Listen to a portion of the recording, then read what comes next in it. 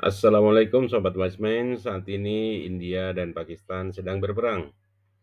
Hal ini dipicu oleh pembunuhan wisatawan India di Kashmir. India curiga bahwa pelakunya terafiliasi dengan Pakistan, walaupun Pakistan telah membantahnya. Apakah Anda percaya itu murni konflik dua negara? Atau ada skenario pihak luar untuk menghancurkan pemerintahan India? Kita simak, tapi jangan lupa untuk selalu subscribe, like, dan komen ya.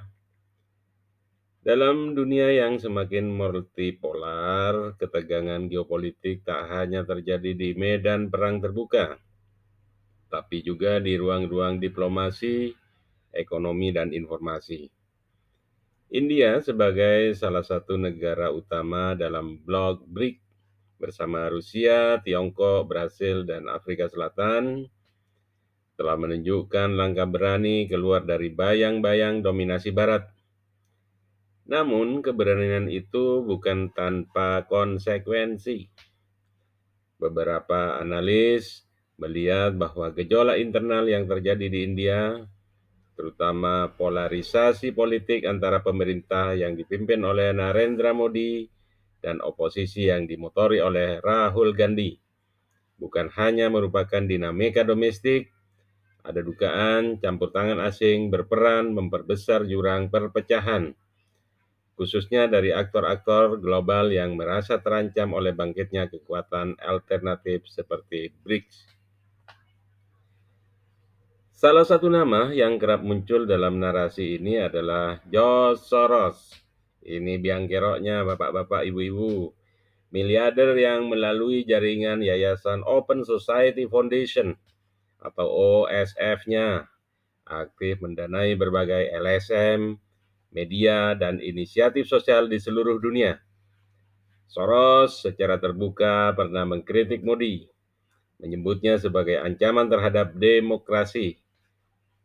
Kritikusnya menilai bahwa ini bukan sekedar opini, melainkan bagian dari agenda global untuk mendestabilisasi kekuatan politik yang tidak sejalan dengan kepentingan Barat tentunya.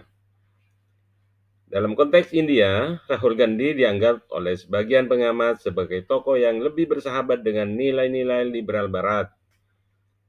Beberapa media besar India yang kerap mengkritik Modi disebut-sebut memiliki hubungan tidak langsung dengan jaringan pendanaan global, termasuk dari lembaga-lembaga yang terkait dengan Soros. Ketika polarisasi diperparah oleh narasi media, aksi protes massal, dan tekanan Soros atau tekanan internasional, maka bukan tidak mungkin hal ini menjadi salah satu pemicu konflik internal yang pada akhirnya saat ini terjadi peperangan dengan Pakistan. Bayangkan, sebuah skenario konflik perbatasan yang dipicu oleh ketegangan internal yang termanipulasi diperbesar oleh krisis politik domestik yang diwarnai oleh intervensi opini publik melalui media dan organisasi sipil. Maka peperangan akhirnya menjadi nyata yang dimanfaatkan oleh kekuatan luar demi tujuan geopolitik jangka panjang. Apa itu? Yaitu mengkerdilkan BRICS dan memecah kesatuan negara-negara yang mulai membangun kemandirian dari sistem global berbasis dolar. Lalu bagaimana dengan Indonesia? Ini pertanyaan yang menarik. Indonesia sebagai negara demokrasi terbesar di Asia Tenggara dan salah satu kekuatan strategis di Indo-Pasifik juga menjadi sorotan. Beberapa media di Indonesia, seperti yang dilaporkan oleh Konsorsium Jurnalis Investigasi Internasional OJJRP, yang juga merupakan bagiannya Soros, mendapat suntikan dana dari organisasi yang memiliki afiliasi dengan OSF. Nah, silakan Anda cek sendiri media apa itu yang mendapatkan dana itu. Kemudian beberapa LSM yang aktif dalam isu hukum dan HAM juga disebut-sebut menerima pendanaan serupa. Silakan dicek itu ya, lembaga-lembaganya itu. Tentu tidak ada yang salah dengan bantuan dana untuk penguatan masyarakat sipil selama transparan dan bebas dari agenda politik tersembunyi. Namun, kekhawatiran muncul ketika bantuan ini diarahkan untuk mengikis kepercayaan publik terhadap pemerintahan yang sah, memperkuat narasi yang pesimistis, dan memperkeruh stabilitas nasional menjelang momen-momen penting politik seperti pemilu atau transisi kepemimpinan.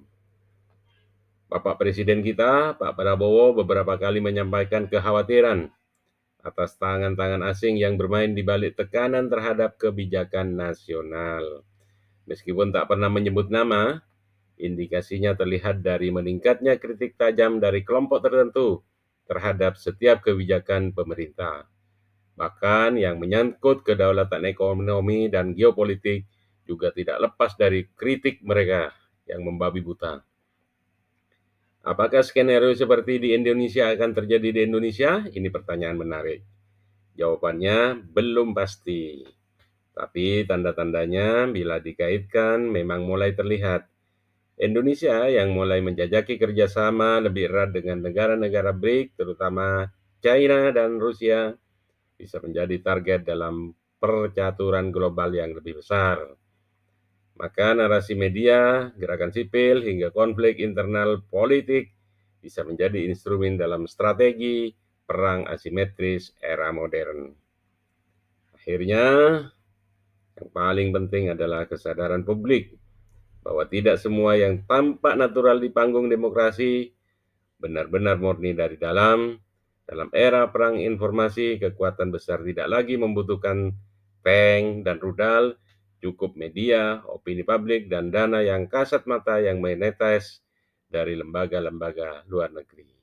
Sampai jumpa. Assalamualaikum warahmatullahi wabarakatuh.